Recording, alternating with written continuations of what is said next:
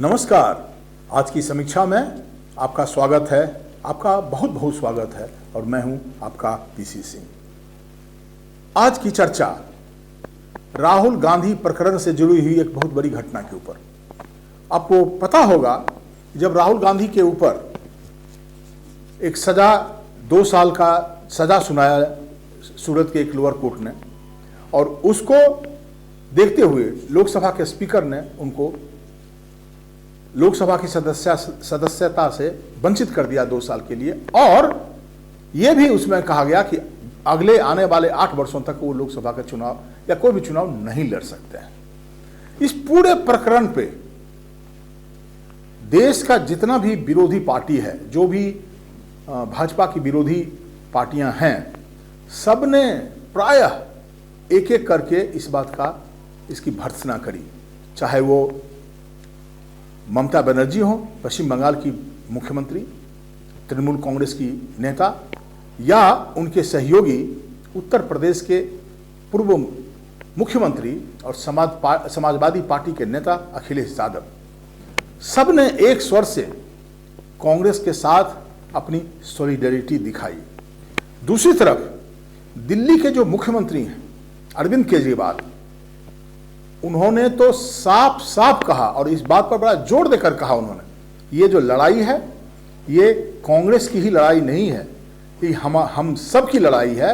इसलिए ये हम सब की लड़ाई है कि ये आज पहली दफा देश में प्रजातंत्र के सर्वाइवल पर प्रश्न चिन्ह लगा है, प्रजातंत्र खतरे में है।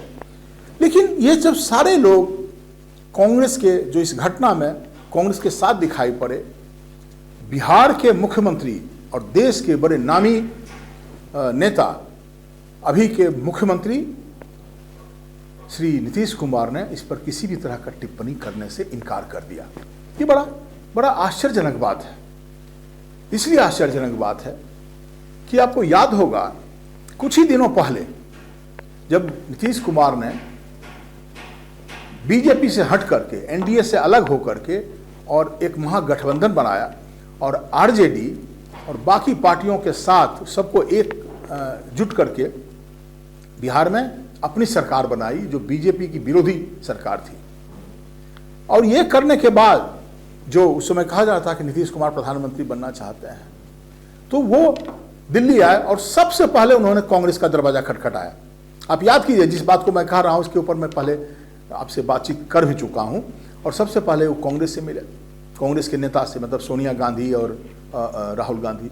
उसके अलावा उसके बाद ही वो बाकी लोगों से मिले, बाकी पार्टियों के नेता से मिले। इधर कुछ दिनों पहले एक कार्यक्रम में नीतीश कुमार ने पूरे देश का ध्यान तब आकर्षित किया अपनी ओर जब वो बोलते हुए उन्होंने सलमान खुर्शीद को, जो उस सभा में मौजूद थे और मंच पर थे, उन्होंने कहा कि मैं आपके माध्यम से कांग्रेस नेतृत्व को ये मैसेज देना चाहता हूं कि कांग्रेस के लिए ही मैं इंतजार कर रहा हूं। अगर सारी पार्टियां कांग्रेस हमारे साथ आ जाएं तो 100 सीट भी अगले चुनाव में 2024 के चुनाव में भाजपा को नहीं आ पाएगी। आज क्या हो गया कि जब राहुल गांधी के ऊपर इस तरह का आक्रमण हुआ और इस तरह की बातें घटना घटी हैं, राहुल गांधी जब करारा जवाब दे रहे हैं, प्रियंका गांधी सिंह गर्जना कर रही हैं, नीतीश कुमार ने किसी तरह की टिप्पणी करने से इनकार कर दिया। उम्मीद थी कि सबसे पहले नीतीश कुमार इसके ऊपर बोलेंगे।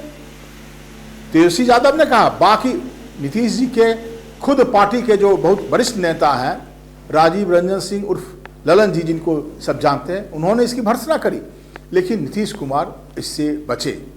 इस पूरे प्रकरण पर टिप्पणी करते हुए भाजपा के नेता और अभी केंद्र में मंत्री, जो बेगूसराय लोकसभा क्षेत्र से जीत के आते हैं, श्री गिरिराज सिंह ने कहा कि नीतीश कुमार को अब लग रहा है कि विपक्ष में, मैंने बीजेपी के विरोधी खेमे में अब चूंकि राहुल गांधी आउट हैं तो उनको मौका मिल सकता है। देखिए, ये तो सही सब जानते हैं कि जो विरोध की जो पार्टियां हैं, किनको मौका मिलेगा, और कौन कह देंगे कि मुझे नहीं बनना प्रधानमंत्री, तो बनना ही है, लेकिन मौका किससे मिलेगा, ये असली बात है।